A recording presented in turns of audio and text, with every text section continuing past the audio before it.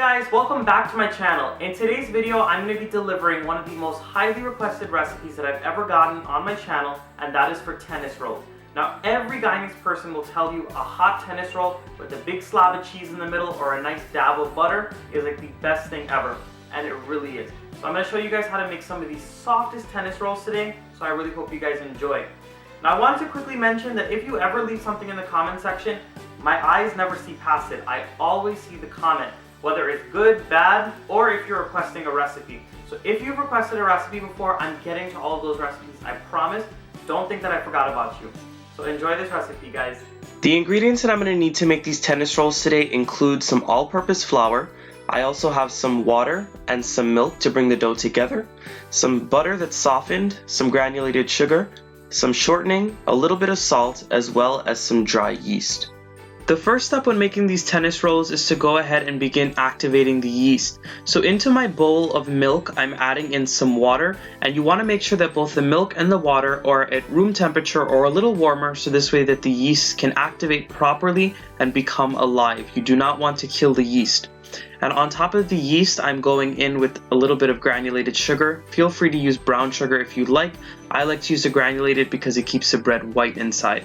So what I'm going to do is I'm going to mix this mixture up, and I'm going to allow it to sit for about 5 to 10 minutes, or just until you see that it starts to foam at the top. It took about 10 minutes for my yeast to activate properly. As you guys can see on the top of the bowl, you're going to see all of those little tiny bubbles that start to form. That's how you're going to know that the yeast has activated properly and it is ready to use for this recipe. So at this point, we're going to move on to the next step. Once your yeast has bloomed properly, it's time to work on the rest of the dough. So into a large bowl, I've gone in with all of my all-purpose flour. I've added in my little bit of salt. Remember, you do not want to add too much salt because salt can actually kill yeast if you add too much. I'm also going in with my butter as well as my shortening. Now, a quick word about these two different fats. You want to make sure that both of them are softened, and for the butter, you want to make sure that it's softened almost to the point where it's melted. I find that when they are at these stages, it tends to work into the dough better and gives you a better final product. So I'm going to work this into the flour and the salt with my hands, and then we're going to move on to the next step. Once you've worked the butter and the shortening into the flour properly, it's time to add in the remaining of your granulated sugar, and you want to mix that in properly as well. Once this whole mixture has been mixed together really well, you want to go in with your bloomed yeast mixture. Once you add all of it in, you want to work it into that flour, and once all of it is worked in, you can gauge from there how much water you need to add in. You'll need to keep on adding water until you get a nice soft dough. What we're looking for is the texture of sada roti in a way, or also the dal puri dough. If you watch both of those videos, you'll see how nice and soft those doughs were and how they became after we ended up kneading them. Once you feel like you've added enough water and the dough is a little sticky and it's soft, it's time to begin kneading this dough. So what you want to do is make sure you scrape down the sides of the dough as you knead it, and I like to use the method of punching it down with my hands, gathering up all of the sides, and then flipping it back over into the bowl. And you want to keep doing this for about 5 to 6 minutes, or until you see that the top of the dough is perfectly smooth, and at that point, then we can move on to letting it rise. Now, as you guys may know, if you know me well enough, I really enjoy working with my hands whenever I'm making any type of dough. But if you wanted to, feel free to pull out your electric mixer and you can go ahead and put the dough in there and allow it to knead for you. It's a little more labor intensive if you do it by hand, obviously, and if you want to use a mixer, that's perfectly fine. I've been kneading my dough for the past 6 minutes, and I wanted to share with you guys the way that you'll know if you're done kneading the dough. I'm poking it with my finger, and if the dough bounces back at you or springs back, that's how you know you've developed the glutens enough and you're ready to move on. If it does not do this, you need to keep kneading it for a little while longer. What I'm going to do right now is I'm going to cover this with some plastic wrap, and I'm going to allow it to rise for about an hour to an hour and a half, or just until I see it doubles in size. My dough has been rising for exactly an hour. Now, for some of you guys, the rising time may vary depending on how warm the climate is in your area. For me, it was a little warm that day, but for you, if you're in a colder climate, it might take a little longer. So I've just punched down my dough, and as you guys can see, I've divided it up into some balls. And what I want to do is smooth out each and every ball. So you want to take the palm of your hand and the fingers of your other hand, and you want to roll the dough onto itself, so this way you can get a smooth top.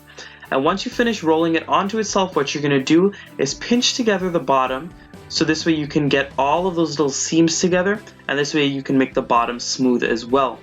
Now I have a buttered baking tray, and you want to butter it really well so these tennis rolls do not stick. And what you're going to do is go ahead and put them bottom side down onto the baking tray, and once you finish forming all of these balls and smoothing all of them out, I'm going to show you what to do next. I finished smoothing out all of my dough balls, and I put them into my baking tray that I buttered really well so this way they wouldn't stick. And I also wanted to mention that you can make these whatever size you want. You could also put them in whatever baking tray you want. I like to put them pretty close together because I like to pull them apart and get that effect when they're done baking. What I'm going to do now is I'm going to cover these with a damp paper towel, and I'm going to allow them to rise for about another 30 minutes to an hour, or until they start to rise again, and then we can bake them. Alright guys, my formed tennis rolls have been sitting under that damp paper towel for about another 45 minutes, and as you guys can see, they've almost doubled in size. So I've had my oven preheating to 350 degrees. I'm going to pop them in, and I'm going to allow them to cook for about 15 to 20 minutes so this way they can cook through properly. So I've just pulled my tennis rolls out of the oven, and as you guys can see, they've taken on a beautiful golden brown color on the top, and they're nice and even.